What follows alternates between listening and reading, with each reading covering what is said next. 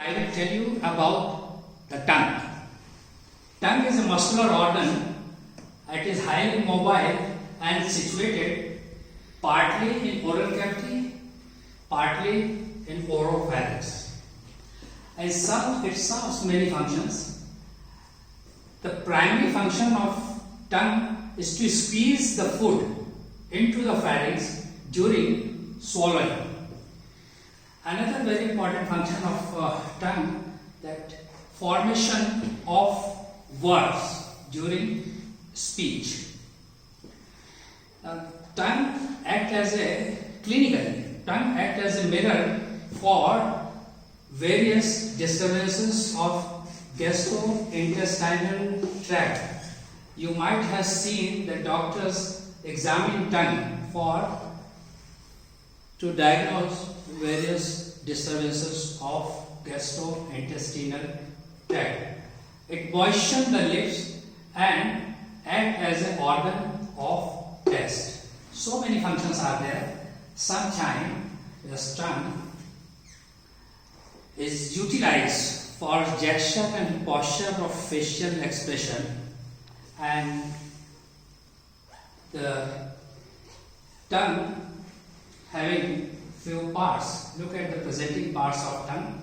It has got tip, it has got base, dorsal surface, inferior surface, lateral borders, chewing number, and the root. The tip is here. I am putting this pointer at the tip. Tip is directed forwards and it lies in contact with incisor teeth. The base is here. Base is formed by posterior 1/3 of tongue, and it is directed towards oropharynx, and it is connected to the epiglottis by 3 folds. The lateral glossoepiglottic fold, and here is another lateral glossoepiglottic fold, and in the median plane there is median glossoepiglottic fold. These 3 folds made up of mucous membrane. They are the fold of mucous membrane connecting posterior third of tongue to epiglottis. Now in between the lateral glossoepiglottic fold, here it is, and the median glossoepiglottic fold, here it is, the space is there. It is called as valvula. Now look at the dorsal surface of tongue. I am running this probe on the dorsal surface. Now this dorsal surface is divided by means of this line. Line is called as sulcus terminalis, dividing dorsal surface of tongue into 2, anterior 2/3 and posterior 1/3. Now sulcus terminalis begins right from a small depression in the median plane called foramen cecum, and this foramen cecum is nothing but remnant of what is called as thyroglossal duct, which is present during embryonic life. And from here the foramen cecum running downwards and forwards, joining lateral border of tongue, and this line sulcus terminalis is dividing dorsal surface tongue into 2, anterior 2/3 and posterior 1/3. Now this whole, if you look at this pre-sulcal area, in front of sulcus terminalis, the anterior 2/3, it is covered by mucous membrane, and the mucous membrane is separated from underlying muscle by a layer of lamina propria. Lamina propria is nothing but is a layer of connective tissue, and number of projections of connective tissue, this lamina propria is there, and these projections, they are covered by mucous membrane and together forming what is called as papilla. There are various types of papilla in dorsal surface of anterior 2/3 of tongue. The first is velvet papilla. Look at this velvet papilla. They are arranged in single row and just in front of sulcus terminalis. Now these velvet papillae, they are truncated pyramidal in shape, whose base towards surface and surrounded by sulcus. In the wall of sulcus, test buds are present. They are 8 to 12 in number. So velvet papilla is just in front of sulcus terminalis. Apart from this, now another one is fungiform papilla. Look at this. These are fungiform papilla. They are reddish rounded in shape, reddish in color, and they are situated at the tip and the margin of tongue. Test buds are present in fungiform papilla. Now, third one is the foliate papilla. Here it is. Foliate papilla in the form of vertical ridges. Vertical folds are present just in front of lateral end of sulcus terminalis. Here on both sides, they are just a fold, mucous membrane, and test buds are present. Now another one, the fourth one is filiform papilla, more numerous. They are pointed, giving tongue so velvety appearance, and they are pointed.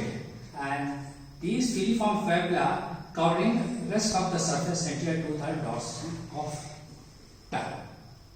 Look at this, the posterior 1/3.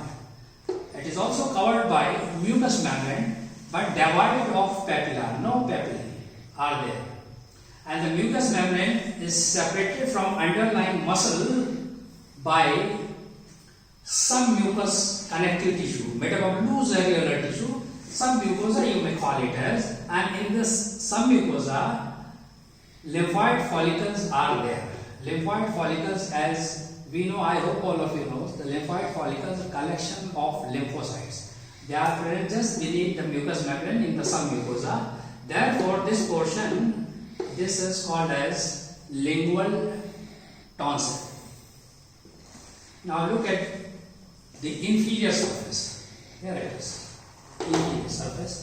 Now before we go into the inferior surface, the 4 types of taste sensation appreciated by tongue, and this includes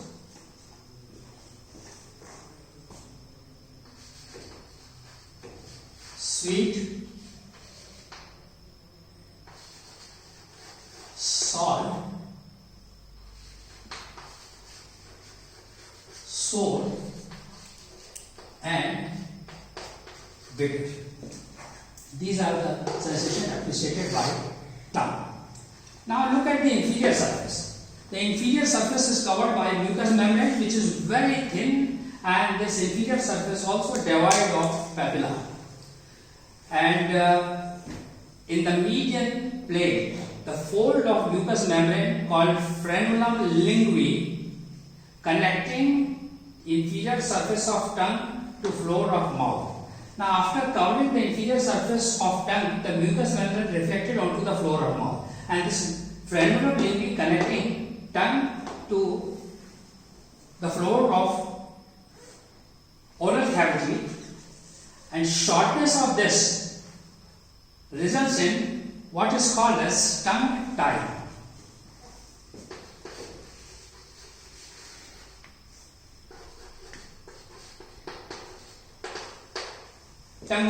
And the tongue tie produce disturbances in speech. Minor condition, very easily treated by surgery. And on each side of this frenulum linguae, another fold, one on each side, called plica fimbriata. I am running tip of this book along the plica fimbriata. And in between the frenulum linguae and plica fimbriata, deep lingual vein, which can be seen through mucous membrane, because mucous membrane is very thin over here. At the lower end of frenulum linguae, on either side, a small elevation, sublingual papilla, on the summit of which the opening of submandibular gland is present. Here it is, white color. And running laterally from sublingual papilla is sublingual fold. I am running this probe along the sublingual fold, which overlies sublingual salivary gland, and on the upper margin of it, the number of ducts are seen they are the ducts of sublingual salivary gland. The lateral border. The lateral border, I am running the probe along the lateral border. Here is the lateral border. And this lateral border is covered by mucous membrane and gives attachment to this fold. Palatoglossal arch is attached at the junction of posterior 1/3 and anterior 2/3 of tongue. Somewhere here it is attached to the tongue.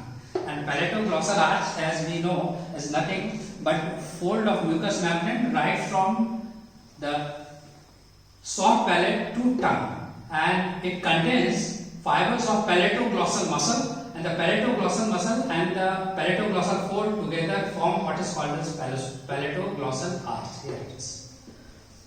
Now look at this root. Root is a part of tongue by which it is connected to the floor of mouth, and it extends right from to the hyoid bone, and it is formed by lower fibers of genioglossus muscle. Thank you very much. We will discuss details about the muscles of tongue in next class.